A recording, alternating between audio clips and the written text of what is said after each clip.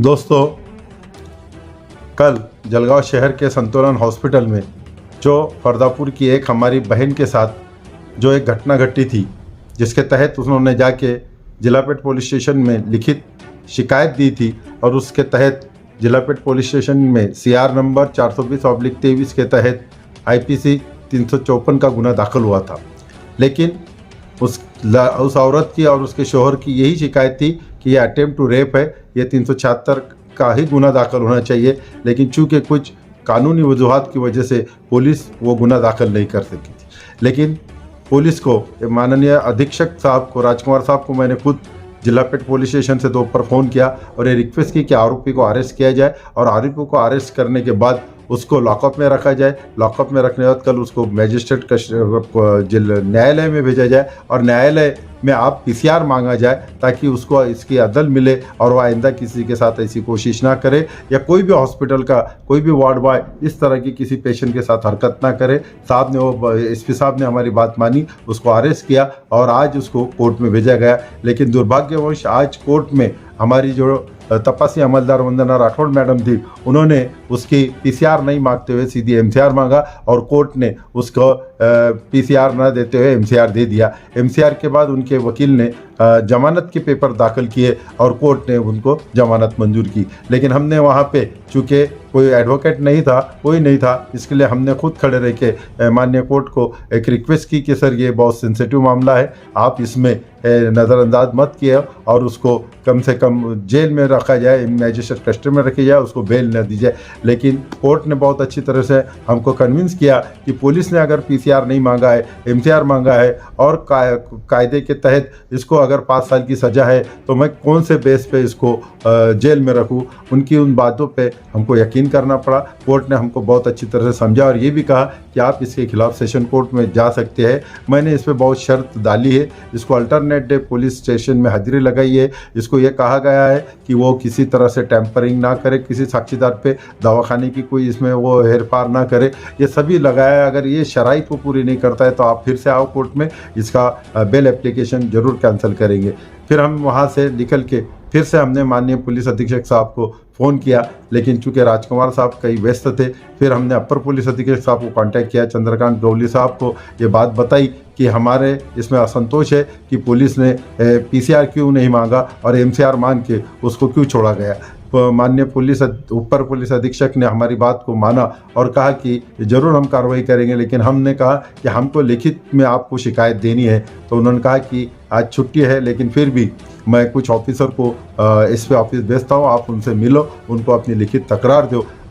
वहाँ पर फिर PI DSP इंगोले साहब आए और उसके बाद PI जिलापेट पुलिस स्टेशन के डॉक्टर जायसवाल साहब भी आए। हमने उनको सब बातें बताई और ख़ास करके वो एफिडेविट बताया जो फिरियादी औरत है, हमारी बहन है, उसके शोहर ने जो आज हमारे सामने यहाँ पे एफिडेविट किया, उसमें सारी बातें उसने लिखी कि किस तरह से 12 तारीख की घटना हुई, किस तरह से 14 तारीख की घटना हुई, किस तरह से 6 घंटे उसको जिलापेट पुलिस स्टेशन में बिठाया गया, किस तरह से सवेरे 10 से दोपहर के 14:20 पे वो FIR दाखिल की गई। जो FIR में अटेम्प्ट टू रेप होना चाहिए था, वहाँ पे वो विनय भंग की शादी केस हुई। ये सब बातें उन्होंने एफिडेविट के साथ की। साथ ही डॉक्टर ने किस तरह से उनको 2 लाख रुपए दे के आप ये केस ना करो इसके लिए दबाव लाया, उनको तो इनडायरेक्टली धमकी भी दी।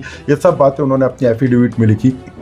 उस एफिडेविट के तहत हम जलगांव शहर के सभी समाज सेवक आज एकत्रित हुए और हमने वहाँ जाके माननीय पुलिस अधीक्षक को ये बताया कि ये जो एफिडेविट किया है उस एफिडेविट के ऊपर उस पर ज़रूर कार्रवाई होनी चाहिए, क्योंकि अगर फिरियादी का शोहर लिख के दे रहा है तो इसमें कुछ सच्चाई है, इसलिए आप उसकी तह तक के जाइए। और हमने वो लिखित तौर पे दिया और हमने उसमें डिमांड की कि ये जो 354 का गुना है उसको 376 में कन्वर्ट किया जाए, अटेम्प्ट टू रेप है। साथ ही हमने दूसरी ये डिमांड की किसी डॉक्टर और डॉक्टर के जो दूसरे सहयोगी हैं जिन्होंने इनको इसमें सपोर्ट किया है, क्योंकि डॉक्टर जब अगर वहाँ हॉस्पिटल में नहीं थे तो उन्होंने किसी तरह से उन पेशेंट को एडमिट नहीं करना चाहिए था, लेकिन उन्होंने उनको एडमिट किया। इसलिए हमारी वो डिमांड है कि डॉक्टर को भी इसमें इन्वॉल्व किया जाए, डॉक्टर की भी चौकसी की जाए, डॉक्टर के दूसरे सहकारियों की भी चौकसी की जाए और उन पर भी कार्रवाई की जाए इस तरह से।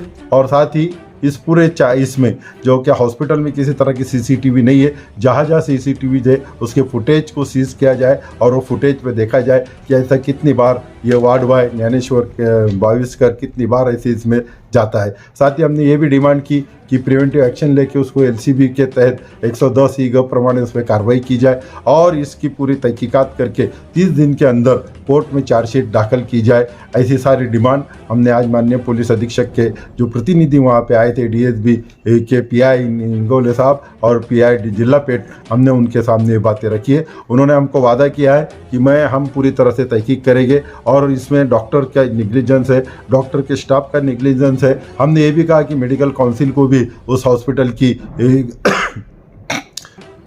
कंप्लेंट की जाए और साथ ही मेडिकल काउंसिल को उस हॉस्पिटल का परवाना रद्द करने की भी कोशिश की जाए, रद्द करने की पूरी की, क्योंकि अगर आज हमारी एक बहन का मामला सामने आया, वहाँ पे हज़ारों लड़कियाँ हमारी बहनें वहाँ पे इस तरह का ट्रीटमेंट लेती है, उनके साथ भी इस शख्स ने ऐसी कार्रवाई नहीं की हुई, इसका क्या नहीं कह सकते आते। इन बातों को भी पुलिस महकमे ने अभी सीरियसली लिया है। अब देखें कि पुलिस जो आरोपी है उसके जो रिश्तेदार है, उसके वालिद बोलो, उसकी बहन बोलो, उसके जीजा जी बोलो, ये सब डिपार्टमेंट में है। लेकिन अब देखें कि सच्चाई, अब ये कानूनी लड़ाई है और कानूनी लड़ाई हम आखिर तक लड़ेंगे। हम ये जो बेल एप्लीकेशन उसका मंजूर हुआ उसके लिए सेशन कोर्ट भी जाएंगे, वक्त पड़ा तो हाई कोर्ट तक जाएंगे, लेकिन हम इंशाल्लाह उस हमारी बहन को जो फरदापुर की हो, वो कहीं की भी हो, वो हमारी एक बहन है। आज हमने ये तय किया था कि आज उसको हम न्याय दिलाएंगे और अल्लाह का लाख लाख शुक्र है कि आरोपी की जमानत हुई, लेकिन उनको शाम तक लायक जामीनदार नहीं मिल पाया। इसके लिए अल्लाह ने हमारी सुनी और